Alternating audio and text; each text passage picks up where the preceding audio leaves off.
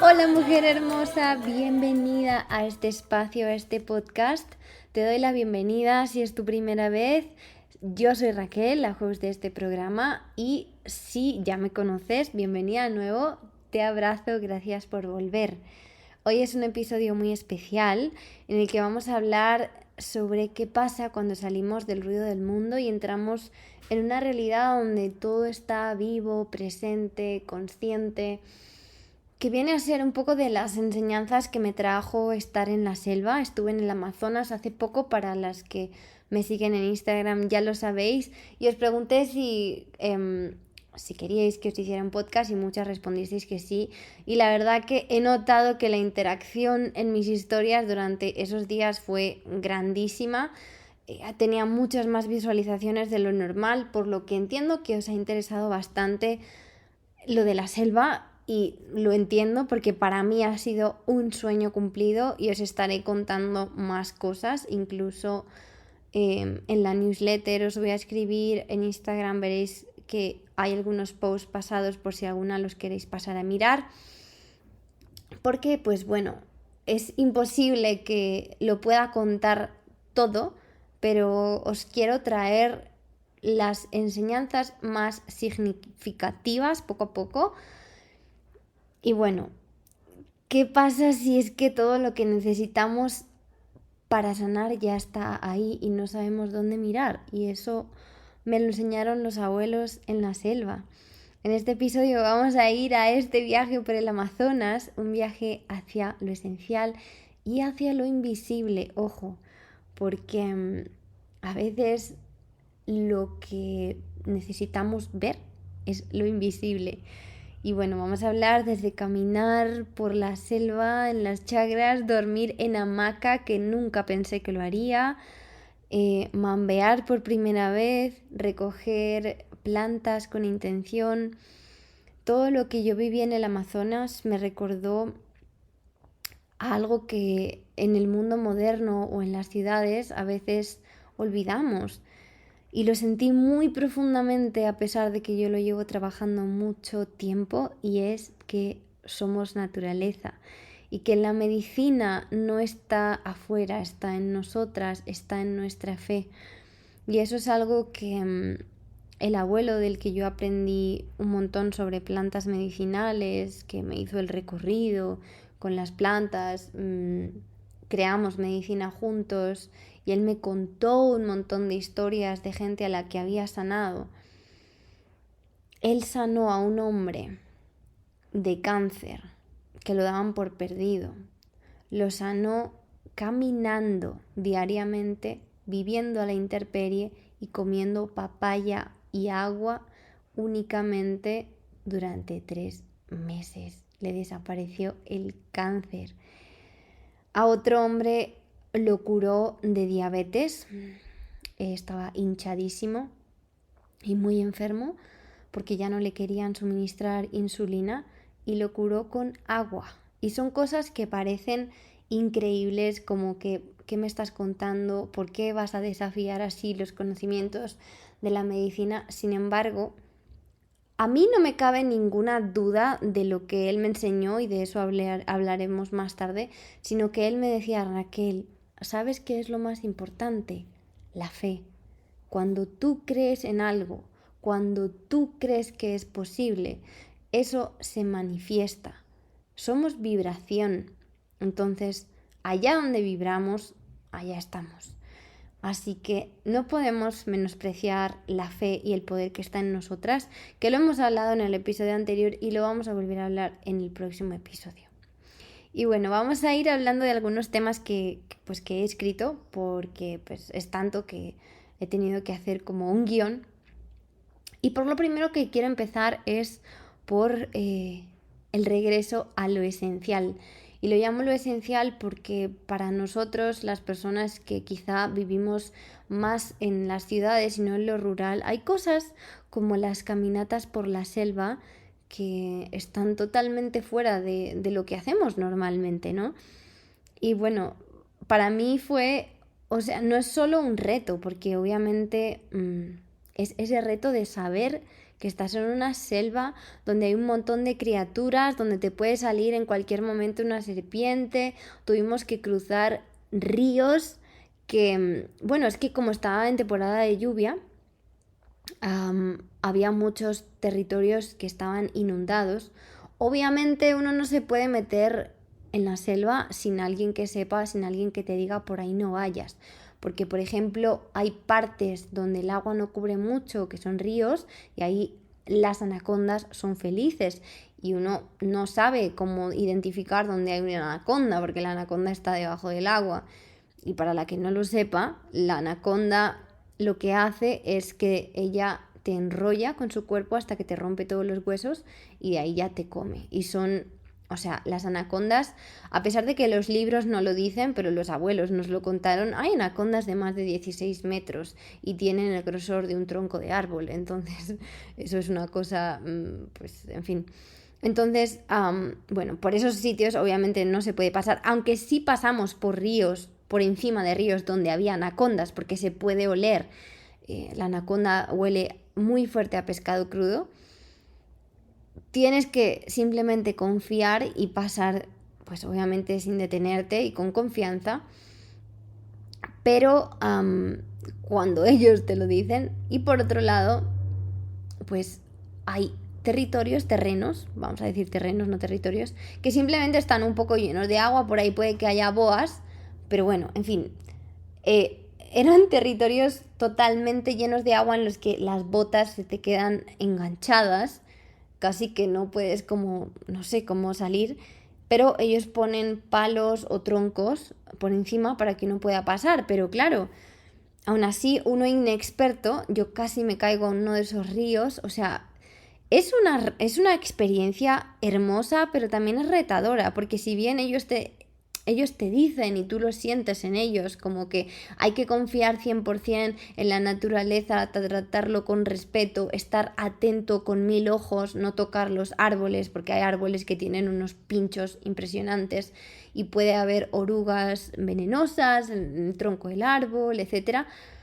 Uno como no, o sea, como inexperto o como novato, pues va como, wow, qué miedo, ¿no? Y no me da, pues no me da cosa admitir que sentí miedo en algunas ocasiones, a pesar de que estaba fascinada.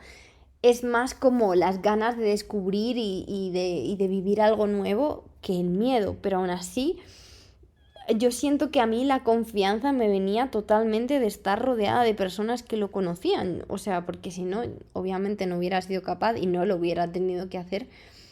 Por supuesto, no habría hecho lo que hice en Costa Rica de ir descalza. Incluso en Costa Rica, pues corrí peligro, pero era mucho más inconsciente, supongo, de los peligros que había por allí. No es tan virgen, o sea, la selva a la que fuimos en el Amazonas es selva primaria, lo que quiere decir que todavía hay muchas partes despobladas por humanos y hay muchos más animales y muchas más criaturas que en una selva secundaria o en una reserva que es totalmente turística, que los animales se acaban yendo porque pues, se van a zonas donde ellos sienten que están más seguros. Y bueno, el solo caminar por la selva es una experiencia muy nativa, por así decirlo, muy llena de enseñanzas, de muchos wows, de un deleite para los ojos, para el cuerpo. Yo recuerdo sudar, pero, o sea, como si me hubiera metido a un río, todo el cuerpo empapado de sudor, porque claro, uno tiene que ir con manga larga y pantalón largo, y yo además llevaba chubasquero. Sabéis que con el chubasquero uno no puede transpirar, entonces se suda más aún. Y es curioso cómo uno se resiste a ciertas cosas que en la ciudad sería como, uy, no, eso yo no lo hago, o si sudo necesito aire acondicionado. Es como, no, olvídate, eso no existe. Y ni siquiera lo piensas, al menos yo ni siquiera lo pensaba. También fue hermoso ir a lo que ellos llaman chagras, que son sus terrenos de cultivo, y ellos te explican con mucho amor qué es lo que cultivan, principalmente yuca, cultivan mucha yuca, y otras muchas frutas que realmente no conocía, como el arasá, el copoasú, son el azaí, claro, por supuesto que ya lo habréis visto en mis historias, cómo se suben a esas palmeras altísimas a coger el azaí y lo bajan así como si fuera un ascensor. Y ellos lo cultivan y se lo comen ahí mismo y de eso sobreviven, es autosostenible, es hermoso tomar coco recién bajado de las palmeras, o sea, para mí eso de alguna manera es volver a lo esencial, ¿no? Como que no existen los lujos, no existe el, uy, se me movió el pelo, o uy, no tengo secador, o no, yo no uso esas cosas, pero no sé si me entendéis cuando digo que no es glamour en el sentido de, uy, me he manchado, no sé qué, todo eso es secundario, es como, estás aquí en la selva, no importa si te has manchado, no importa si te falta esto, ni siquiera hay ducha, la ducha es el río, el baño es la selva, en fin. Entonces, es una experiencia que en todos los sentidos es una novedad para el cuerpo, para el alma, para el corazón y para todo. Y es que además te das cuenta de que el silencio no es vacío, es presencia, porque tú te quedas en silencio en la selva y lo único que haces es percibir como almas a tu alrededor, presencia, sonidos. Sientes que la selva está viva, entonces ahí es cuando entiendes eso de que realmente el silencio no es vacío, es estar presente, es poder percibir y cuanto más en silencio estás, más eres capaz de percibir. También tuve varios encuentros con abuelos en las malocas, que las malocas, de hecho, ellos dicen que la palabra maloca no es una palabra en ninguno de sus dialectos o sus idiomas. Allí había varios indígenas, están los Huitoto, están los Yawa, están los Ticuna, todos tienen su propio idioma, pero ellos dicen que no es de ninguno de ellos, que fueron los colonizadores los que decían que en esas malocas había gente muy loca y ellos creen que viene de ahí, maloca de más loca, no sé. No sé si será verdad o no, pero eso es lo que nos contaron. Y las malocas le pertenecen a un sabio, por así decirlo, a un abuelo que tiene alguna sabiduría y se gana el derecho, entre comillas, de poder tener una maloca. Y ahí es donde hacen los rituales, etcétera. Y nos reunimos con varios. Bueno, con el que conviví fue mi favorito. Pero la sabiduría de estos abuelos, sobre todo del abuelo Gilberto, que, ay, yo le amo a ese hombre, no es una sabiduría que necesita convencer. No sé si alguna vez habéis estado en algún lugar o habéis escuchado, incluso por las redes sociales, esa gente que te enseña cosas y es como que intentan convencerte o tú sientes que estás siendo convencida, como que te están contando historias y es como, bueno, sí, eso no lo sé yo. No, es como que lo que hablan, al menos para mí, era como, mm, no tengo necesidad de cuestionar en absoluto lo que me estás contando porque sé que lo hablas tanto desde el corazón y lo estás compartiendo conmigo desde el corazón para transmitirte lo que sabes por el simple hecho de que te apetece compartirlo porque yo te pregunto, porque yo tengo interés, que no es una sabiduría para convencer, ellos le llaman la palabra dulce, por eso utilizan el mambe para acceder a la palabra dulce, porque ellos consideran que el compartir de la sabiduría es esencial.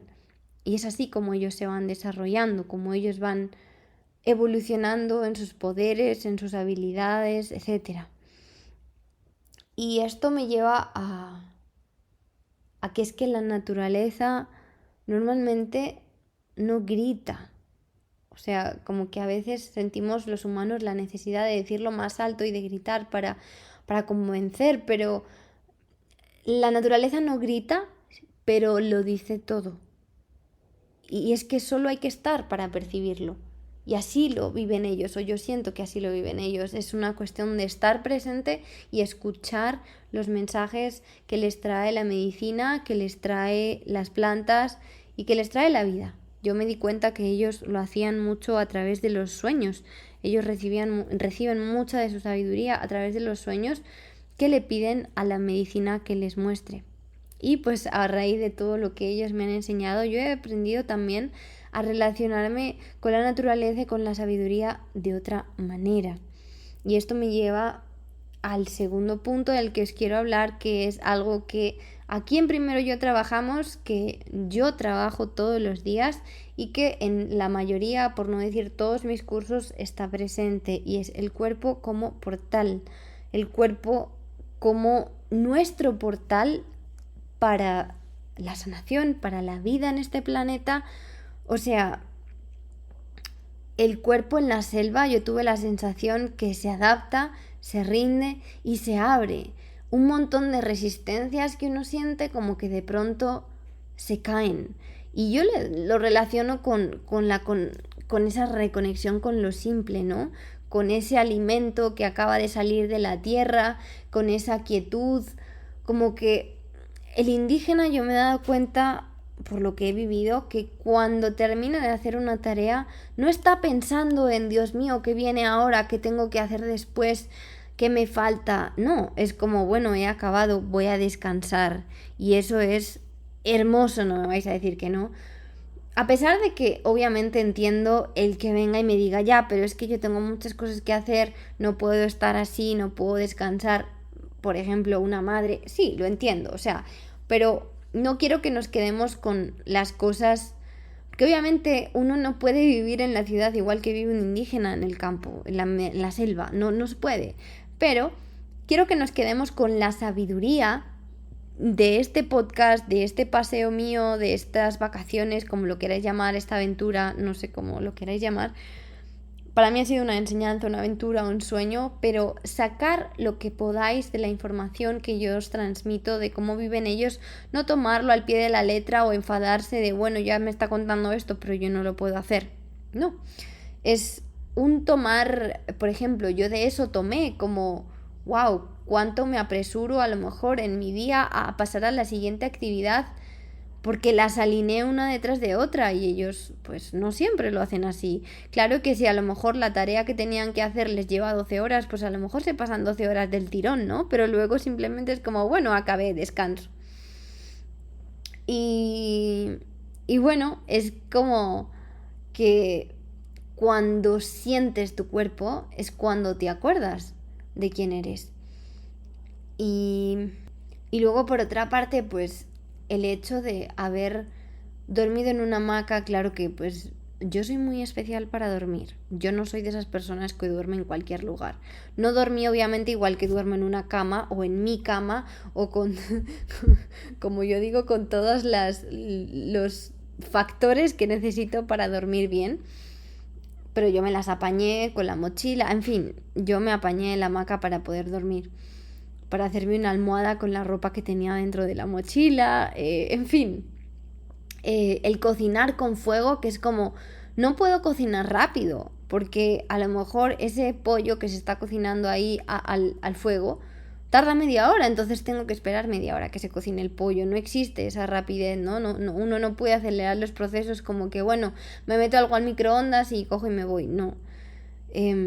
O el río como ducha, simplemente el río como ducha fue una experiencia tremenda, porque claro, uno llega y es como, bueno, está todo lleno de barro, yo me meto al río, me voy a lavar, pero yo salgo y en cuanto salgo del río estoy sucia otra vez, al menos los pies, porque hay un montón de barro. Pero es como, bueno, ¿y qué? Ya está, estás llena de barro en los pies, bueno, te has duchado, pues tienes los pies sucios otra vez. O me acuerdo el primer día que nada más ducharme me puse el pijama. Y claro, al meter porque claro, el pijama también es de pantalón largo. Al meter el pijama por las piernas, manché el pijama de barro al ponérmelo y fue como, wow, nunca había vivido esto de bañarme para volver a estar sucia, pero es su día a día. Y para ellos no es un big deal, o sea, ellos como que cuando me veían así como que me volvía a manchar, me miraban y se reían como que, ¿y qué pasa? Y claro, uno aprende, ¿no? Como que, wow, qué diferente vivimos y qué afortunados somos en algunos sentidos, porque uno se acostumbra al confort y no llega a comprender que realmente sí es un confort. Y mira que yo considero que viviendo en Australia por tanto tiempo, habiendo vivido, pues vamos a decir, en hostales, habiéndome cambiado de casa como... yo no os puedo decir en 6 años que he vivido en Australia cuántas veces me he cambiado de casa, pero no sé, entre 20 y 30. Y aún así, está lleno de confort. Que no quiere decir que bañarse en el río no sea confort, quizá para ellos lo sea. Pero lo que me refiero es que a veces no entendemos, no entendemos lo mucho que tenemos y a veces hasta nos parece poco. Yo recuerdo la primera vez que entré, y a pesar de que en Colombia y en los países de Sudamérica he visto muchísima pobreza que no había visto nunca, en la selva no lo considero quizá tanto como pobreza porque es su forma de vivir, pero sí hay mucha pobreza. Entras a una casa y aun la casa sea gigante, en el suelo solo hay colchones. No hay muebles para guardar cosas, no hay sofá, no hay nada. Es todo un suelo vacío, un colchón y al final o afuera, depende de cómo sea la cocina, un fuego para cocinar. Eso es todo. Y muchos de ellos viven felices. Y probablemente, como me decía el abuelo Gilberto, Raquel, si yo voy a una ciudad probablemente no sepa lo que hacer. Y yo me ponía a pensar cuando me decía eso, y yo digo, claro, es que a lo mejor a este señor le ponen enfrente de un ascensor y no sabe qué hacer. Sin embargo, nosotros hemos nacido así y lo conocemos. Tenemos ese conocimiento que obviamente ellos no tienen, y lo que para ellos es natural, como moverse por la selva, para nosotros es coger un ascensor, ¿no? Pero bueno, sin duda, como podéis escuchar, es una experiencia muy única. Yo nunca la había vivido, por lo tanto para mí pues hubo muchas cosas que fue como wow, increíble. No lo cambiaría por nada, ni siquiera por la cantidad de picaduras que, o sea, eso sí fue una parte dura porque me picaron muchísimos aradores, y los aradores son unos animales como mosquitos pero muy chiquititos y pican como 10 veces más que un mosquito, pican por días, como que según ellos se queda algo dentro y lo tienes que matar para que te deje de picar. Y yo no os exagero que en cada pierna podía tener 100 picaduras, y eso era un rascar continuo que llegaba, había momentos en los que me desesperaba.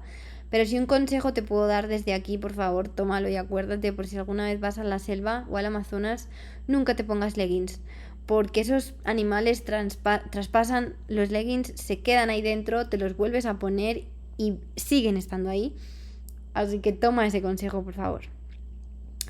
De lo siguiente que quiero hablar es de la tierra y de las mujeres, porque para mí la selva se siente como una energía femenina inmensa. No os puedo explicar lo inmensa que se siente, pero se siente una fuerza femenina casi que indomable. Se siente una energía de madre, pero también se siente una energía de guerrera. Ahí es cuando yo recuerdo la sabiduría que he ido aprendiendo en estos años sobre los arquetipos de la mujer, y cómo en la selva se sienten todos ellos. Todos los arquetipos, incluso los arquetipos que se utilizan para el ciclo menstrual, las 4 fases, tal cual, están totalmente encarnados por ella. Y de hecho, es como ese sentir de la mujer que a veces no entendemos y creemos que la fuerza está en el poder y que la fuerza está en hacer las cosas como las haría un hombre. Perdemos ese contacto con la suavidad, porque en la suavidad también hay muchísima fuerza, y no entendemos que las mujeres tenemos nuestra propia manera de ser fuertes. No sé, es hermoso. Hicimos una ceremonia, una meditación en medio de la selva, totalmente a oscuras,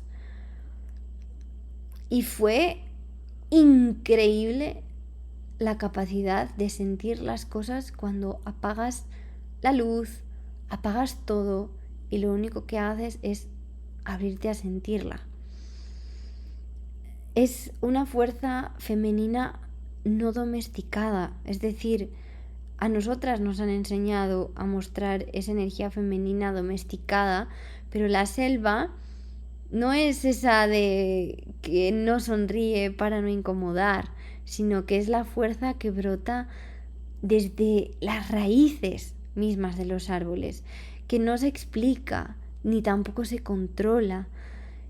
No es suave, pero también es salvaje, y da, pero también quita, abraza y también te sacude, te envuelve como si fuera una madre y te pone de rodillas también como una tormenta. Y ahí entendí que la energía femenina que yo llevo dentro también puede ser un volcán, puede ser la selva, puede ser un rugido, y eso lo llevo yo y lo llevas tú, que no estamos aquí para encajar, estamos aquí para florecer como somos, con raíces profundas, con estaciones internas, con nuestra verdad. Y que cuando una mujer se permite habitar su naturaleza indomable, se convierte en medicina para el mundo, al igual que la selva es medicina para nosotras, para nosotros. La selva puede ser considerada un reflejo de lo que somos también. Si entras con sombra, te muestra sombra. Si entras con verdad, te la refleja. La selva me recordó que el poder más grande es invisible, como he dicho al principio. También te quiero hablar de lo que he hablado antes de la palabra dulce, de la que hablan algunos de los, no todos los indígenas mambean. El mambe es un polvo que ellos hacen. Se ve verde porque está hecho con hojas de coco. De coco, no de coca. Con hojas de coco que fuimos a recoger con intención, con permiso. Y es un proceso que hay que aprender y que ellos respetan inmensamente. No es como que, bueno, voy a hacer esto porque me toca. No, para ellos es un proceso sagrado que respetan muchísimo, que lo consideran parte de su sabiduría y de su conexión con la naturaleza y con las plantas. Y fue hermosa la primera ceremonia de Mambe y os voy a contar por qué. Estábamos en el círculo tomando Mambe. Bueno, tomar Mambe es meterse el polvo a la boca y dejárselo ahí hasta que la saliva se lo va llevando. La lengua se entumece un poco y digamos que lo que ellos dicen es que el Mambe te ayuda a hablar desde el corazón. Por eso le llaman palabra dulce. Y había una tarántula que, ojo, aunque muchas personas me contestasteis como no, Dios mío, qué miedo, ellos consideran la presencia de los animales como presencia sagrada de los abuelos que ya se han ido, que nos vienen a visitar. En este caso, la tarántula era jovencita, pero estaba ahí y ella no se quería ir, ella estaba buscando algo en ese círculo donde estábamos todos reunidos. El guía en este caso, no sé si llamarlo guía, el hombre que estaba llevando nuestra ceremonia, dijo, bueno, no os preocupéis, es una abuela, está aquí para estar con nosotros. Ella vino directa al tronco donde yo estaba sentada. Literal me echó porque ella sabía que si ella llegaba yo me iba a mover. Yo me movía al tronco que había al lado y ella literal se puso encima del tronco, porque normalmente cuando las tarántulas, cuando tú llegas, ellas se van porque pues no quieren, ellas sienten miedo de algo que es más grande que ellos. Y como no les gusta el viento, si las soplas, se van. Yo la soplé un par de veces, como que, bueno, no vengas aquí, este es mi asiento. Y ella insistió, yo la soplaba y ella volvía a subir. La soplé como 3 veces. Y dije, bueno, no se quiere ir. Me cambié de tronco. ¿Y cómo os parece que se quedó en ese tronco todo el rato que hablamos? O sea, ella se sentó literal en ese tronco. Quería estar ahí. Ella era parte del círculo. Cuando terminamos el círculo ya todos nos fuimos. Al rato volvimos y ella ya no estaba ahí. Su presencia quería estar con nosotros. Y fue lindo porque te dicen que con el mame no puedes abrir la boca, que no te puedes reír porque pues el polvo se te puede meter por la nariz. Y yo, pues ya sabéis cómo soy, me salió la risa. No porque el mame tenga ningún efecto de ningún tipo, porque no tiene efecto psicodélico ni nada por el estilo. Pero algo dijeron que me hizo mucha gracia y me reí. Y el abuelo abrió los ojos como que, ay Dios mío, se va a ahogar o le va a entrar la tos o no sé cuánto. Pero no me pasó nada. Y el abuelo dijo, wow, Raquel, estás totalmente protegida porque eso no es lo normal, que la primera vez que mambes y te puedas permitir el lujo de reírte, o sea, no. Y bueno, yo lo quiero atribuir a que la tarántula estaba ahí con nosotros haciéndolo todo más sagrado y nos estaba protegiendo. Y eso es algo que he aprendido también en la selva, el darle la sacralidad que se merece a los animales. Eso no implica que como humana y esa mente reptiliana me haga querer tener miedo. Y el miedo no es malo, el miedo es por supervivencia, que de ahí viene, ¿no? De la evolución, de decir, bueno, viene un animal, me va a comer, tengo que estar alerta. Pero el miedo viene a ser malo cuando nos controla y no nos deja vivir la vida, ¿no? Y bueno, la verdad fue una experiencia hermosa. Yo no sé si esta experiencia es así para todo el mundo, porque los abuelos nos contaron que obviamente no, que depende de la energía que tenga cada uno, porque como he dicho, la selva te refleja lo que tú traigas. Y bueno, quiero volver a la selva, quiero aprender más de su sabiduría y lo que quiero dejarte de este episodio y de de todo lo que aprendí es que nuestra medicina está en el corazón, en la intención, en cómo caminamos y cómo miramos el mundo. No hace falta ir al Amazonas para saber esto ni para recordarlo. Basta con que miremos adentro de nosotras. Y yo te quiero decir que por si alguna vez lo olvidas, la selva sigue ahí y tú puedes conectar con todo esto sin haber ido a la selva. Es la energía del corazón y la selva sigue en este planeta protegiéndonos, ya que ella es el pulmón de nuestro planeta. Su presencia está ahí y tú puedes conectar con ella sin haber estado allí. Ella está escuchando, ella está esperando. Así que bueno, te quiero dar las gracias por acompañarme en este viaje, tanto por Instagram como por aquí, por todos vuestros mensajes. Y si algo de todo esto te tocó, lo sentiste muy cercano a ti, por favor compártemelo, porque me encantaría leerte o escucharte. Y creo que cuanto más compartimos, más fácil es recordarlo. Por eso me encanta contaros las cosas que aprendo, que vivo, porque siento que para mí es un volver a recordar, es recordarme cosas que a veces se quedan un poco en el olvido. Y bueno, sé que juntas vamos a hacer de este mundo un mundo más cíclico, más consciente, más humano. Te invito a que compartas toda la información, los podcasts, los posts que te inspiren de lo que yo creo con esas mujeres de tu vida, para que entre todas creemos un movimiento más grande, para que entre todas podamos compartir más cosas, más vivencias, más experiencias. Y bueno, por si todavía no me sigues, te recuerdo que me puedes seguir en primeroyo.life. Ahí podemos hablar, puedes unirte al canal.